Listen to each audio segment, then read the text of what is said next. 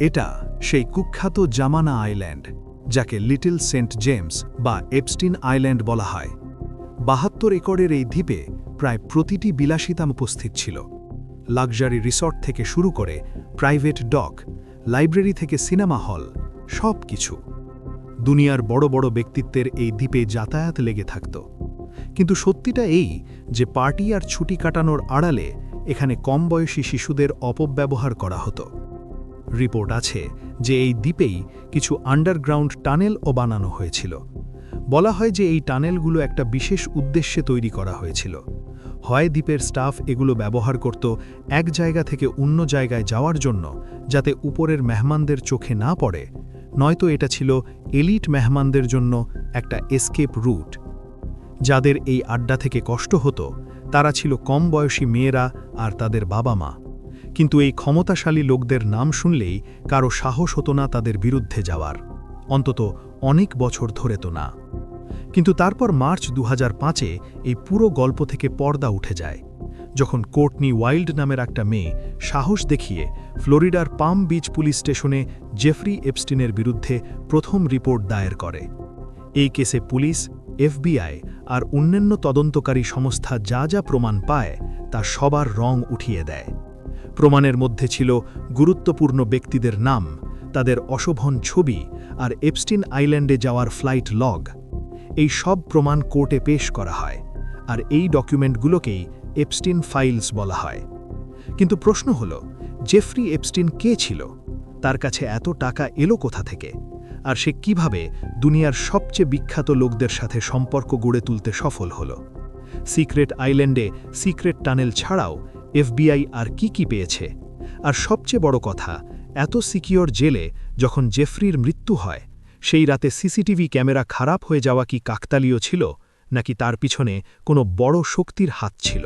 নাজরিন একজন সাধারণ math teacher, যে দেখতে দেখতে দুনিয়ার সবচেয়ে রহস্যময় ধনী ব্যক্তি হয়ে উঠল।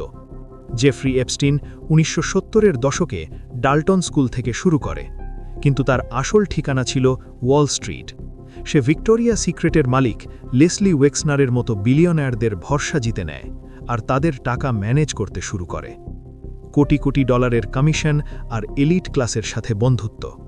এপস্টিন নিউ ইয়র্ক থেকে ফ্লোরিডা পর্যন্ত বিলাসবহুল বাংলোর সাম্রাজ্য গড়ে তোলে। কিন্তু এই ঝলমলে দুনিয়ার পিছনে লুকিয়েছিল একটা অন্ধকার রহস্য।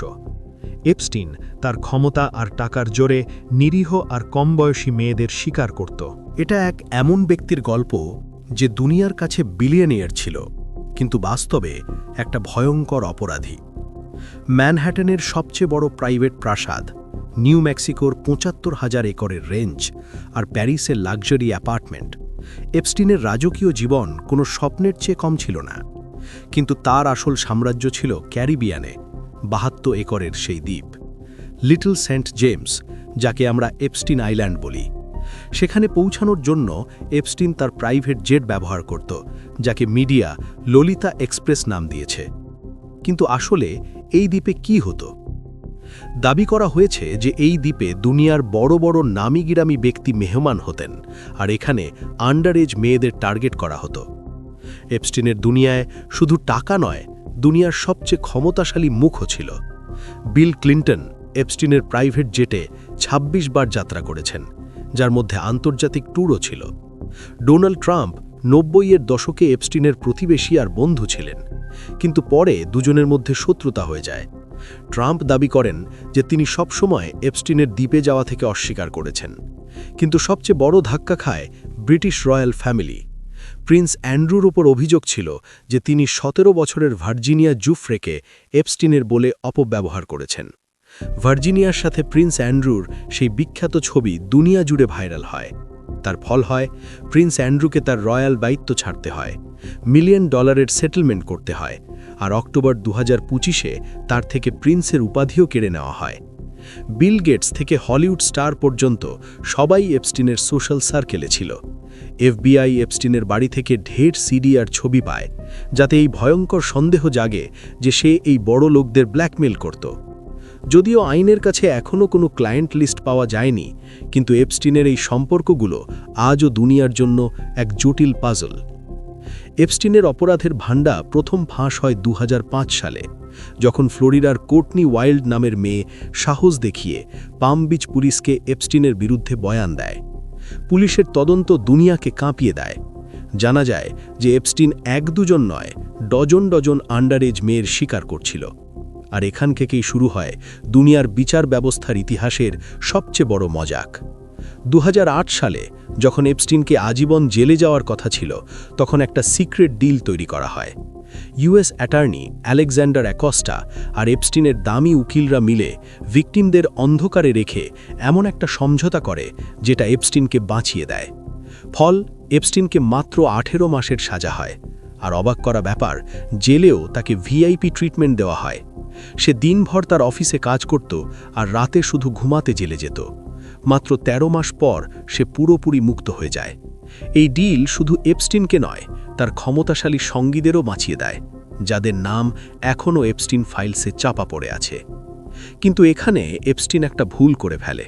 তার অহংকার আর নিজের ওপর ভরসাই তাকে ডোবায়। নিজেকে বাঁচাতে এপস্টিন তার ক্ষমতাশালী লোকদের সাথে সম্পর্ক প্রকাশ করে, কিন্তু মিডিয়া সেটা ধরে ফেলে আর ডিলের গল্প পুরো দুনিয়ায় লিক হয়ে যায়।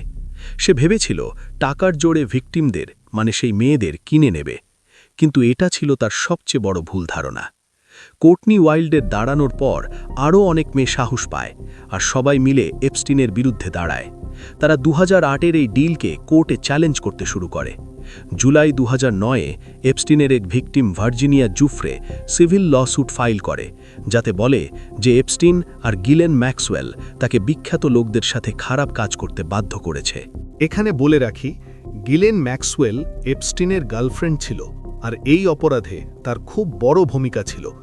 তার কাজ ছিল নিরীহ আন্ডারএজ মেয়েদের খুঁজে বের করা। সে স্কুলের বাইরে মেয়েদের টাকার লোভ দেখিয়ে চাকরির নামে হায়ার করত। 2010-এর পর থেকে ধীরে ধীরে খবর বেরোতে শুরু করে যে এপস্টিন কিভাবে ফ্লোরিডায় তার জন্য সাজা কিনে নিয়েছিল। 2011 সালে ডেইলি মেল জুফ্রের ইন্টারভিউ ছাপে, যাতে প্রিন্স অ্যান্ড্রু উল্লেখ ছিল, যাতে রাজকুমারীর সমস্যা শুরু হয়। তারপর 2015 সালে আমেরিকান মিডিয়াতেও প্রশ্ন উঠতে শুরু করে যে আখিরকার এপস্টিনকে এত ছাড় কেন দেওয়া হয়েছিল। বছরের পর বছর নীরবতার পর 2018 সালে একটা বড় ধামাকা হয়।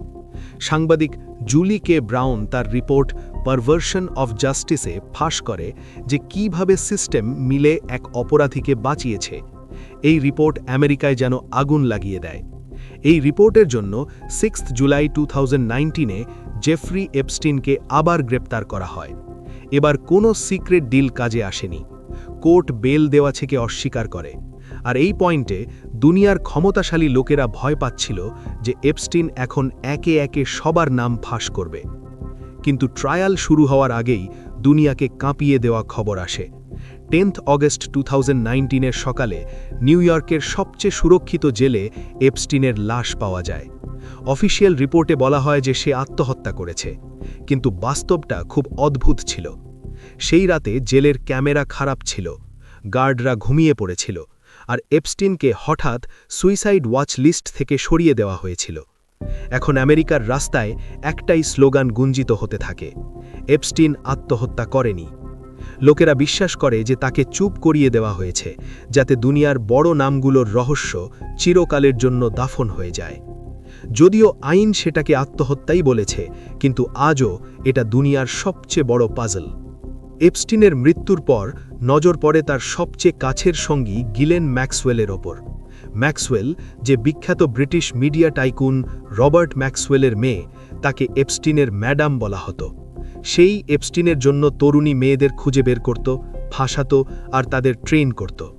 এপস্টিন চলে যাওয়ার পরেও এফবিআই তদন্ত চালিয়ে যায়, আর 2 জুলাই 2020-তে গিলেন ম্যাক্সওয়েলকে নিউ হ্যাম্পশায়ারের এক দূরবর্তী ফার্ম হাউস থেকে গ্রেপ্তার করে।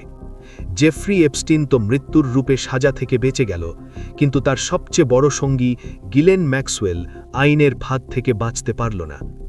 নভেম্বর 2021-এ নিউ ইয়র্কের কোর্টে ভিকটিমদের হৃদয় বিদারক বয়ান দুনিয়াকে কাঁদিয়ে দেয়। জানা যায় যে ম্যাক্সওয়েল শুধু সঙ্গী নয়, এই পুরো ট্রাফিকিং নেটওয়ার্কের মাস্টারমাইন্ড ছিল। যে নিরীহ শিশুদের এপস্টিনের জন্য খুঁজে বের করত। জুন 2022-তে কোর্ট ম্যাক্সওয়েলকে 20 বছরের জেল দেয়। জাজ স্পষ্ট বলে এটা শিশুদের ওপর অত্যাচারের সাজা। ম্যাক্সওয়েল আজ ফ্লোরিডার এক জেলে তার সাজা ভোগ করছে।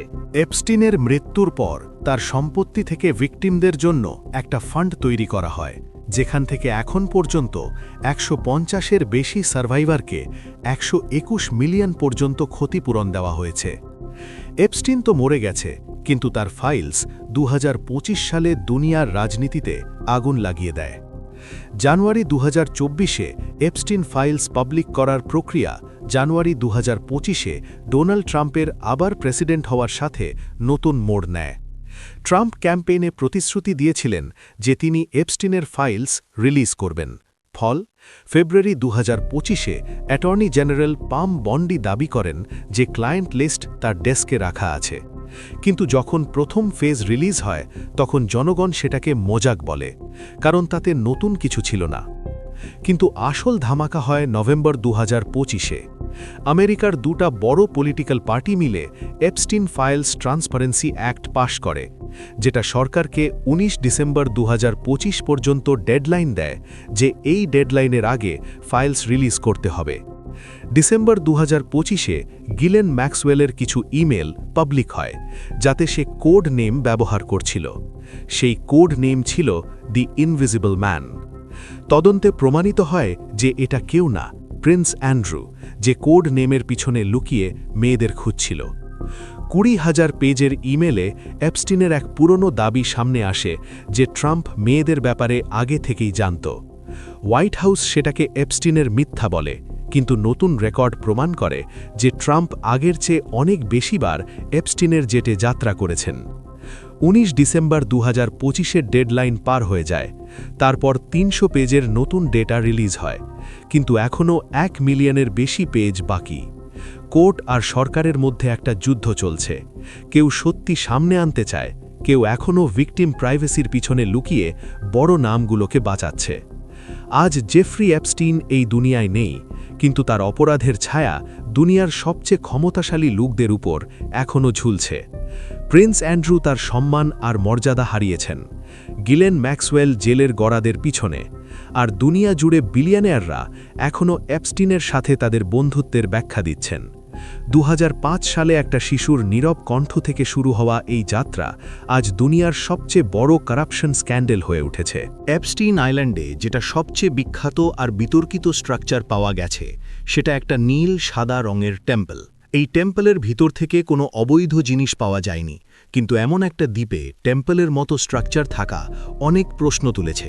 যখন এফবিআই 2019 সালে দ্বীপের রেড করে, তখন সবচেয়ে বেশি প্রশ্ন ওঠে যে দ্বীপের নিচে সিক্রেট টানেল ছিল কি। তাদের কিছু আন্ডারগ্রাউন্ড ইউটিলিটি আর টানেল মেলে, কিন্তু তার উদ্দেশ্য কেউ বুঝতে পারেনি। কিন্তু এটা নিশ্চিত যে দ্বীপে আন্ডারগ্রাউন্ড স্ট্রাকচার ছিল। এছাড়া দ্বীপে জায়গায় জায়গায় অদ্ভুত স্ট্যাচু পাওয়া যায়, আর প্রত্যেক কোণে সিসিটিভি ক্যামেরা লাগানো ছিল। এই ক্যামেরাগুলো সিকিউরিটির জন্য ছিল নাকি ব্ল্যাকমেলিংয়ের জন্য, এই প্রশ্ন আজও জীবিত।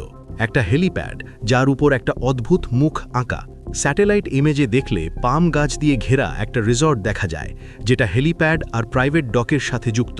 রেডের সময় কিছু অসাধারণ ওষুধও পাওয়া যায়, যার মধ্যে হরমোনাল ওষুধ সবচেয়ে বেশি প্রশ্ন তুলেছে। এগুলোর উদ্দেশ্য কী ছিল তা নিশ্চিত নয়, কিন্তু একটা সাধারণ প্রাইভেট দ্বীপে হরমোনাল ওষুধ থাকা অনেক প্রশ্ন তুলেছে। এপস্টিন যদি জীবিত থাকত, তাহলে এই সব রহস্য থেকে পর্দা উঠে যেত। হয়তো এই কারণেই তাকে আত্মহত্যা করতে বাধ্য করা হয়েছে, আর হয়তো এই কারণেই সবার চোখ এপস্টিন ফাইলসের ওপর আটকে আছে। এপস্টিন ফাইলস আরও খুলবে, নতুন নাম প্রকাশ্যে আসবে, আর হয়তো কিছু নতুন মুখ জেলের পথে যাবে। জেফ্রি এপস্টিনের গল্প আমাদের শেখায় যে টাকা আর ক্ষমতা অপরাধকে লুকিয়ে রাখতে পারে, কিন্তু মুছে ফেলতে পারে না। প্রকৃতির লাঠি নীরব হলেও যখন পড়ে, বড় বড় অহংকারের মিনার মাটিতে মিশে যায়। আশা করি ফ্যাক্টস ফেয়ারের এই ভিডিও তোমরা পুরোপুরি লাইক আর শেয়ার করবে। তোমাদের ভালোবাসার কমেন্টের জন্য অসংখ্য ধন্যবাদ। পরের দারুণ ভিডিওতে আবার দেখা হবে।